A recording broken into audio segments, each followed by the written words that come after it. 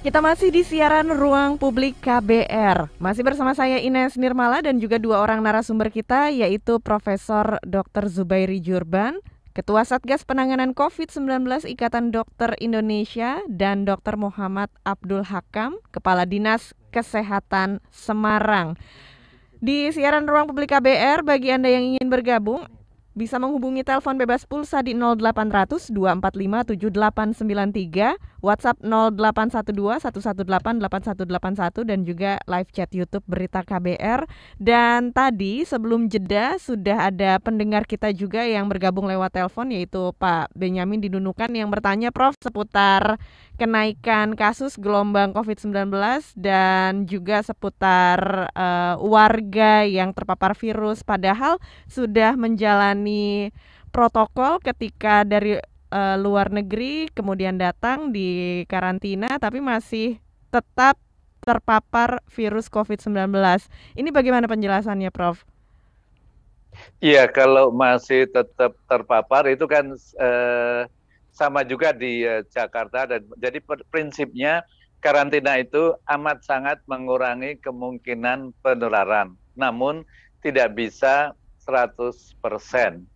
Mengapa tidak bisa 100%? Karena pada beberapa orang itu virusnya bisa ada di tubuhnya cukup lama. Jadi misalnya orang dengan defisiensi imun itu misalnya pasien kanker atau pasien HIV atau pasien yang mendapat steroid dosis tinggi itu virusnya yang biasanya hanya tahan seminggu, ada yang paling lama 2 minggu, tidak pernah lebih dari sebulan, tapi ada juga pada 1-2 orang virus tetap bertahan dan menularkan setelah beberapa minggu. Jadi ada lolos. Yang kedua, yang disebut transportasi sekarang kan bisa dari manapun.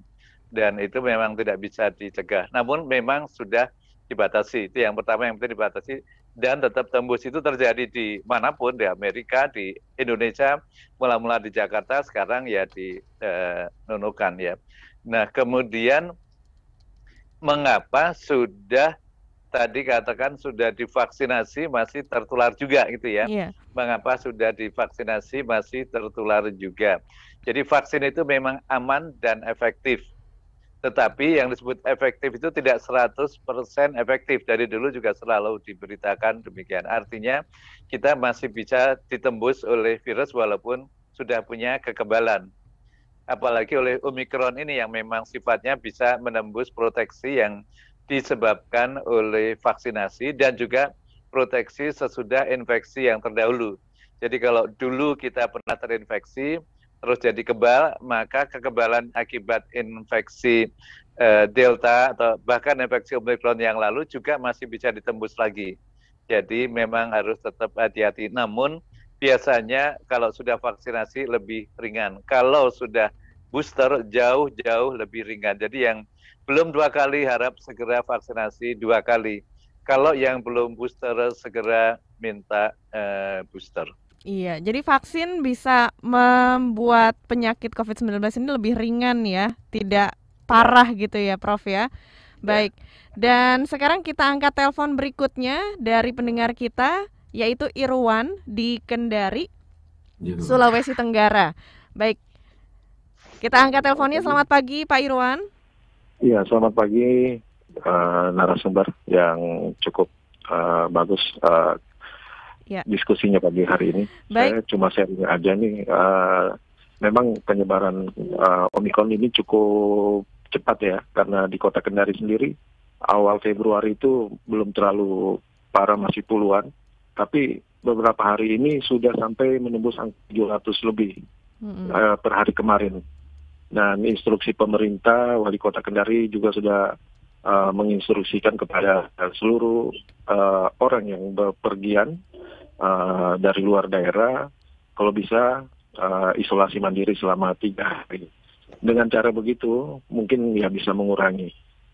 Tapi ya tentunya pemerintah juga harus tegas, karena sekarang pembelajaran tatap muka ini sudah 100% di mana-mana. Saya pantau di Kota Kendari, terus di kabupaten lainnya sudah 100%. Dan mungkin hanya dilihat sekilas saja protokol kesehatan yang diterapkan. Tapi kalau anak muridnya itu biasa lalai karena mereka kadang bermain tidak memakai masker.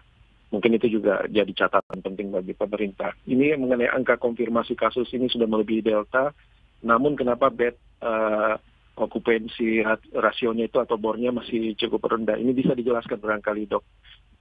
Terima kasih. Mungkin itu takut kepanjangan. Iya. Terima kasih. Baik, terima kasih banyak Bapak Irwan di Kendari. Silakan boleh langsung ditanggapi oleh Profesor Zubairi. Mengapa bornya masih rendah, kasus naik? Jadi kan tadi sudah disampaikan awal Februari sedikit, terus sekarang banyak. Jadi kalau kan nanti begitu volumenya makin banyak, baru kemudian bornya menyusul akan meningkat. Itu terjadi di kota manapun, di luar negeri maupun di Jakarta. Mungkin juga nanti di Semarang bisa disampaikan. Jadi ini hanya masalah waktu, karena itu harus siap siaga bahwa bor akan segera terisi. Namun juga pengalaman di beberapa tempat di Jakarta itu ternyata lama rawatnya sebentar. Jadi biasanya jauh lebih cepat lama rawatnya dibandingkan sewaktu tahun lalu, sewaktu Delta. Jadi akan cepat masuk ke rumah sakit. Dan masalah yang lain adalah karena sebagian besar kan OTG, dan gejala ringan. Menurut prasyarat dari pemerintah, yang OTG dan ringan memang tidak dirawat di rumah sakit. Jadi kalau kasusnya belum terlalu banyak, maka kasus di rumah sakit akan sedikit sekali. Namun yang positif itu yang paling penting, supaya karena ini amat sangat mudah menular. Dan OTG, jadi hampir semua orang kalau ditanya selalu, oh saya ringan sekali, nggak ada keluhan. Saya panas kemarin, namun sekarang sudah tidak demam lagi, walaupun positif. Jadi tolong diingat, walaupun tanpa gejala, namun amat sangat mudah menular. Pengalaman di Jakarta menunjukkan bahwa banyak banget klaster keluarga, artinya satu orang terinfeksi, nggak lama kemudian seluruh anggota keluarga, kakek, nenek, anaknya, cucunya, plus asisten rumah tangga, semuanya tertular. Jadi tolong amat hati-hati kalau isolasi mandiri di rumah. Jadi syaratnya sudah disampaikan oleh pemerintah, misalnya memang rumahnya memungkinkan ada kamar yang dengan kamar mandi yang di dalam, kemudian ya selalu dijaga agar tidak terjadi pertemuan yang dekat dengan anggota keluarga yang lain dan seterusnya. Jadi mohon hati-hati, karena apa yang terjadi di Nunukan dan Kendari adalah sama persis seperti Jakarta di awal Januari. Sekali lagi Januari masih kurang dari 300, medio Januari sudah 1.000, akhir Januari sudah jauh di atas 20.000. Jadi itu amat mungkin bisa terjadi di Kendari juga. Makasih. Iya. Baik, jadi kita semua tetap harus waspada akan COVID-19 dan tetap melakukan protokol kesehatan ya bagi masyarakat ya, walaupun sudah beraktivitas keluar rumah. Baik, Prof. Zubairi dan juga Dr. Hakam, kita beri kesempatan lagi berikutnya untuk pendengar yang bergabung dari Padang, Sumatera Barat, yaitu Pak Edi. Kita angkat saja teleponnya sekarang. Selamat pagi Pak Edi. Selamat pagi. Iya Pak Edi, apa yang mau disampaikan atau ditanyakan kepada narasumber? Ini mau ditanyakan tentang kan terpapar supaya kita tentang meningkatkan vaksinasi. Nah, bagaimana caranya kita itu bisa meningkatkan vaksinasi? Kan sekarang kan banyak masyarakat yang tidak mau ikut ambil peduli gitu. Yeah. Nah, bagaimana kita itu bisa supaya masyarakat itu bisa meningkatkan vaksinasi? Oke. Baik, agar banyak masyarakat yang mau ikut serta dalam vaksinasi gitu ya, Pak Edi? Iya.